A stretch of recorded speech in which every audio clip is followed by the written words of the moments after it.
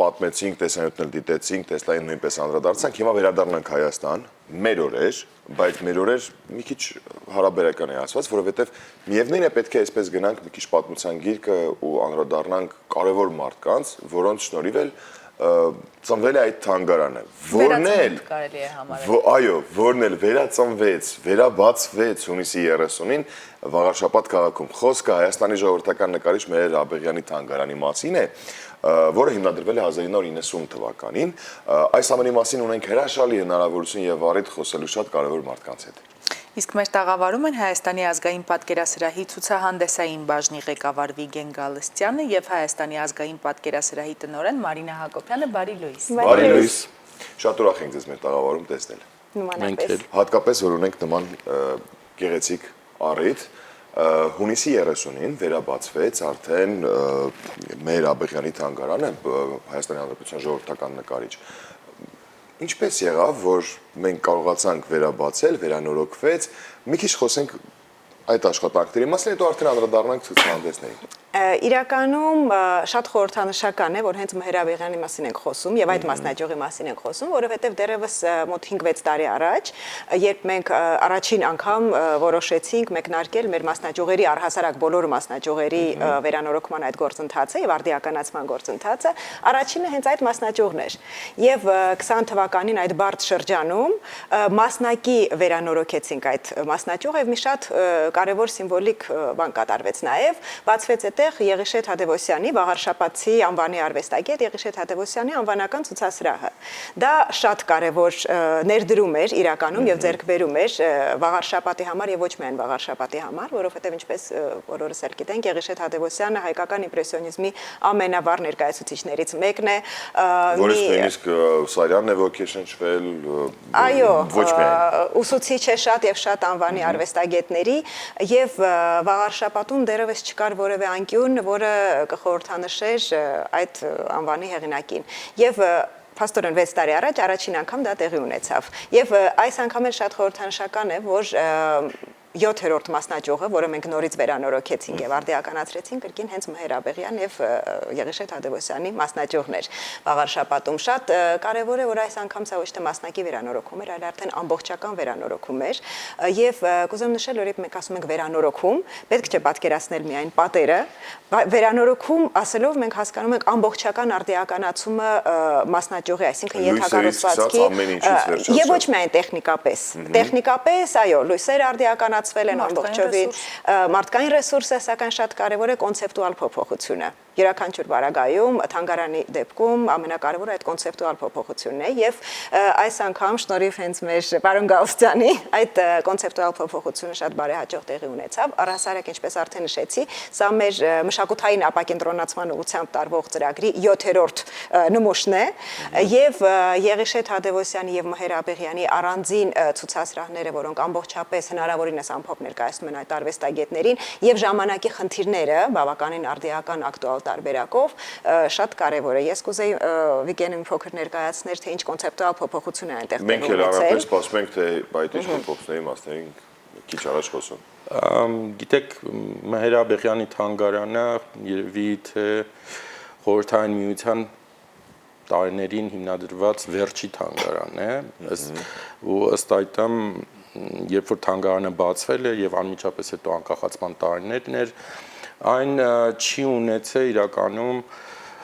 պատշաճ թանգարանային հայեցակարգ կարելի ասել եւ ես հիշում եմ շատ տարիներ առաջ երբ որ այցելեցի այդ թանգարան, ինքը շատ տխուր տպավորություն էր թողնում եւ իհարկե այստեղ խնդիր կար ոչ միայն տեխնիկապես հերանորոգելու տարածքը եւ պատշաճ տեսքի բերելու, բայց արժանի կերպով ներկայացնելու այժմ երկու արվեստագետի, նշանավոր արվեստագետների եւ ցույց տալ նախ այն հետաքրքիր երկխոսությունը պատմական եւ ստեղծագործական եւ հղացական, որը կա այս երկու վաղարշապատցի արվեստագետների միջեւ։ Այսինքն հենց միայն այն փաստը, որ ոչ թե մեկ, այլ երկու արվեստագետ է այժմ թանգարանում ներկայացված, ընդհանրապես փոխում է, թե ինչպես պետք է նրանք ներկայացվեն։ Եվ այստեղ կարևոր է նշել, ցույց տալ նախ եւ առաջ Աբեղյանի դերը որպես արյանական դպրոցի կարելի ասել ամենակարկառուն ներկայացուցիչը եւ ցույց տալ նաեւ այն փոխառնչությունը, շարունակական կապը, որը կար Եղիշե Թադևոսյանի միջև եւ այն դպրոցը, որը նա ըստ երևույթին հիմնել է նաեւ որպես ուսուցիչ, որպես արվեստագետ, որի շնորհիվ կրթվել են եւ ձևավորվել են մի շարք տարբեր նշանավոր հայ արվեստագետներ, որոնք արդեն խորհրդային շրջանում էին աշխատում Եվ փոխեցինք կառուցվածքը ցուցադրության ավելի շուտ ոչ թե այսպես ժամանակագրական խմբերով ներկայացնելով նրանց, այլ շեշտը դնելով այն հիմնական գաղափարական առանցքների վրա, որոնք բնորոշում են այդ երկու արվեստագետներին, այսինքն Թադևոսյանի դեպքում խնդիր կար նրան ճիշտ ներկայացնելու որպես հենց հայ իմպրեսիոնիզմի առաջադեմ եւ կարելի ասել հիմնադիր ներկայացուցիչ եւ նաեւ որպես հայ բնանկարչության, հա, գաղափարախոս արվեստագետներից մեկը, որովհետեւ այս ցուցադրությամբ երևի թե կարծում եմ ավելի հստակ է երևում, քան թե մեր հենց նույն ազգային պատկերացում, թե որքան կարևոր դեր է խաղացել Եղիշե Թադևոսյանը հայ բնանկարչության դպրոցը ձևավորելու գործում, մի բան, որը արդեն իր լիովին ձևավորված եւ ասենք բյուրեղացված տեսքն է ստանում Մհեր Աբեղյանի աշխատանքներում եւ կարող եմ ասել, որ այս երկու թանգարանի այս երկու բաժինները թե արտացոլում են միմյանց, թե համալրում են այդ առումով ու Թանգարանը հնարավորություն է տալի ոչ միայն բացահայտելու երկու առանձին արվեստագետների, այլ ընդհանրապես հասկանալու 20-րդ դարի հայ արվեստի որոշակի կարևոր առանցքային առանձնահատկությունները։ Ընտրության ընթացքը մինչ այլոց որ համեմատություն արեց ազգային պատկերասրահի գլխավոր մասնաշենքի հետ բավական բարդ էր, որովհետև ինչպես ես միջև եթերը նշեցի, Եղիշե Թադևոսյանը իմ սերն է, իմ գիրքը իրականում եւ բավական էմոցիոնալ հուզական էր այդ գործընթացը եւ բնականաբար գիտակցելով, որ մենք շատ մեծ ներդրում ենք անում վաղ շաբաթում, այնուամենայնիվ յուրաքանչյուր նմուշից բաժանվելը շատ մեծ բարդություն էր եւ ես այնքան գոհ եմ իրականում որ ի վերջո մենք կարողացանք գալ ընդհանուր եզրահանգման եւ այսօր վաղ շաբաթում մենք կարող ենք ասել, որ մեր ազգային պատկերասրահի գլուխգործոցներն են ներկայացված։ Իմիջիայլոց մի ծրագիր ենք օգոստոսից սեպտեմբերից ամենաուշը մեկնարկելու, քննարկման փուլում է, որ առաջին անգամ մեր մասնաճյուղերում մենք նաեւ համաշխարհային արվեստն ենք ներկայացնելու։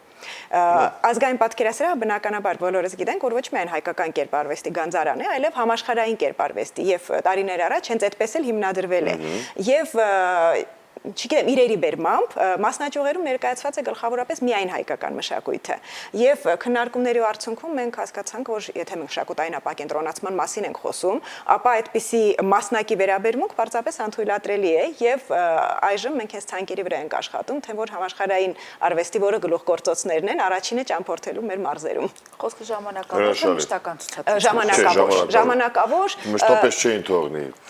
ամեն մի երկու գործ տվել են հիմա Նշեցին ենք բավական դժվար ենք բաժանվում մեր նմուշներից, չնայած նրա որ մասնաճյուղերն են մերը։ Ու այդպես դա սպասում է այս տարվա ծրագրերի շրջանակներում, որ արդեն շրջանայով մարզերով, հատկապես որ արդեն 7 թանգարան վերականգնվել է, այսպես ծնվել է կարելի ասել։ Թադևոսյանը բայց ասում է, որ ոչ միայն նաև նկարչությունը կամ դաշնակահար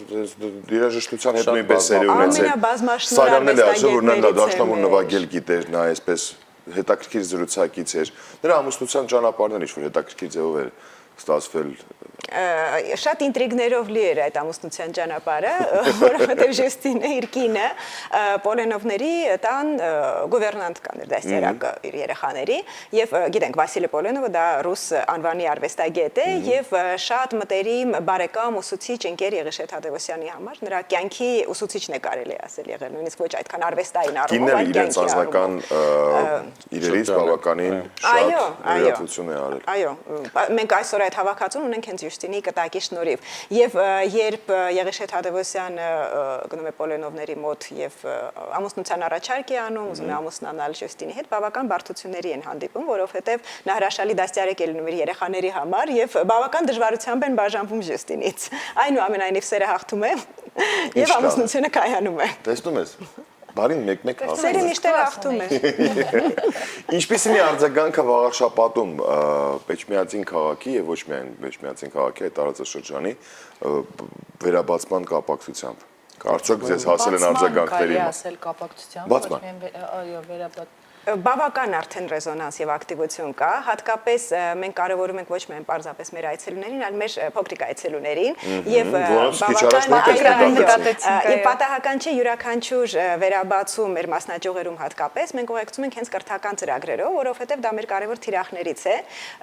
Ես ավելի քան վստահ եմ, որ ամեն ինչ սկսվում է փոքրուց եւ կրթությունից է ամեն ինչ սկսում, եթե երեխան մանկապարտեզից դպրոցից կրթվի այս մշակութային միջավայրում, ես վստահ եմ, որ մենք շատ լավ ապագա կունենանք իրականում։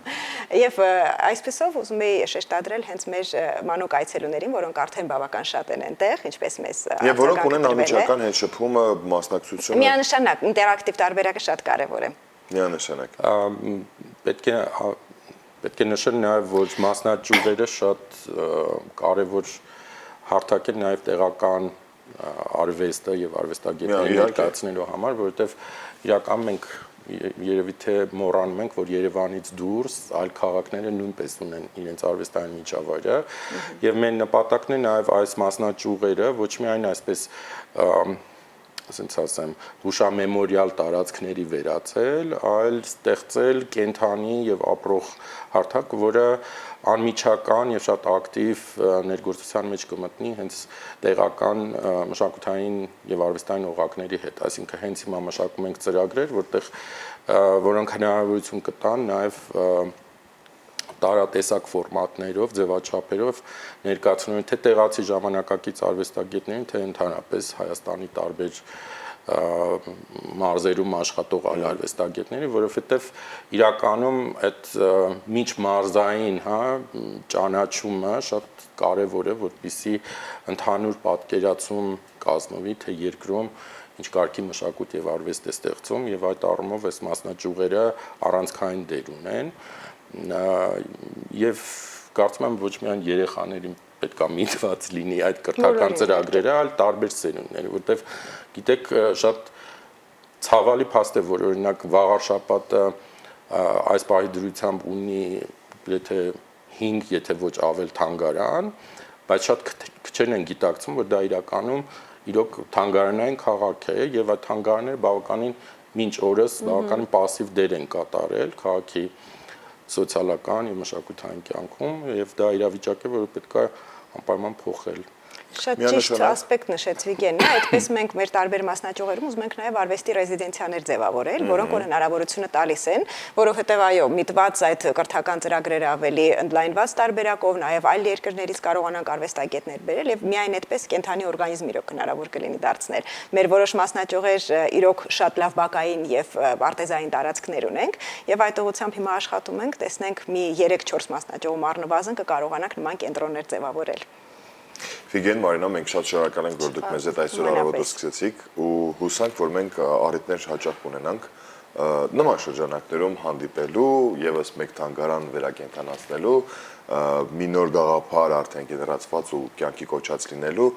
իրար հետ սրճելու, իրար հետ շփվելու։ Շատ ուրախ ենք, որ դուք մեզ հետ առավոտը սկսեցիք, ձեզ լավ օրվա շարունակություն ենք շնորհակալ։ Շնորհակալություն ձեզ եւ իհարկե մեր հեռուստադիտողներին մնում է խորհուրդ տալ առաջիկայում հենց պահեջ կորցնել, առիթից օգտվել եւ գնալ վաղարշապատ։ Ստեղից երևում է, գիտեք ինչքան մոտ է։ Նորքի բարձունքից մենք նույնիսկ տեսնում ենք, այո։ Աբեղյանի թանգարանը վերաբացվել է եւ առհասարակ, ինչպես խոսում էինք մեր այսօրվա թողարկման սկզբին, թանգարաններ գնալը կարեւոր է։ Շատ կարևոր է, բայց այս բան առաջարկում եմ մենք շարժվենք առաջ, վերադառնանք ու մի փոքր էլ կզրուցենք, ավաղ արդեն պետք է ձեզ հրաժեշտանք։